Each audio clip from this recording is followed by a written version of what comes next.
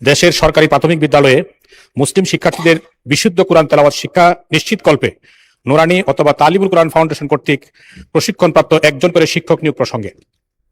মাননীয় স্পিকার, বাংলাদেশ একটি মুসলিম সংখ্যাগরিষ্ঠ দেশ। দেশের অধিকাংশ মুসলিম পরিবার তাদের সন্তানদের প্রাতিষ্ঠানিক শিক্ষার পাশাপাশি শুদ্ধভাবে পবিত্র কোরআন তেলাওয়াত শিখাতে আগ্রহী। কিন্তু বাস্তবতা হলো, দেশের সরকারি প্রাথমিক বিদ্যালয়সমূহে অধ্যয়নরত বিপুল সংখ্যক মুসলিম শিক্ষার্থীর জন্য তাজবিদ ভিত্তিক ও বিশুদ্ধ কোরআন তেলাওয়াত শিক্ষা প্রদানের পর্যাপ্ত সুযোগ নেই। অনেক ক্ষেত্রে ধর্মীয় শিক্ষা পাঠদান করা হলেও শুদ্ধ উচ্চারণ ও মাখরাজ এবং তাজবিদের নিয়মাবলী অনুসরণ করে কোরআন শিক্ষার জন্য প্রয়োজনীয় পর্যাপ্ত শিক্ষক পাওয়া যায় না। ফলে অসংখ্য শিক্ষার্থী প্রাথমিক শিক্ষা জীবন শেষ করেও শুদ্ধভাবে কোরআন তেলাওয়াত করতে পারে না। এ কারণে অভিভাবকদের অতিরিক্ত ব্যয়ে পৃথকভাবে মক্তব, নুরানি শিক্ষা কেন্দ্র বা ব্যক্তিগত শিক্ষকের ব্যবস্থা করতে হয়, যা অনেক নিম্ন ও মধ্যবিত্ত পরিবারের জন্য কষ্টসাধ্য এবং ক্ষেত্রবিশেষ অসম্ভব হয়ে দাঁড়ায়।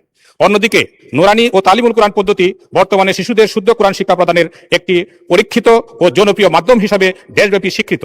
এসব পদ্ধতিতে প্রশিক্ষণপ্রাপ্ত শিক্ষকগণ অল্প সময়ে শিশুদের বিশুদ্ধ কোরআন তেলাওয়াত, তাজবিদ এবং মৌলিক ধর্মীয় জ্ঞান প্রদান করতে সক্ষম হন।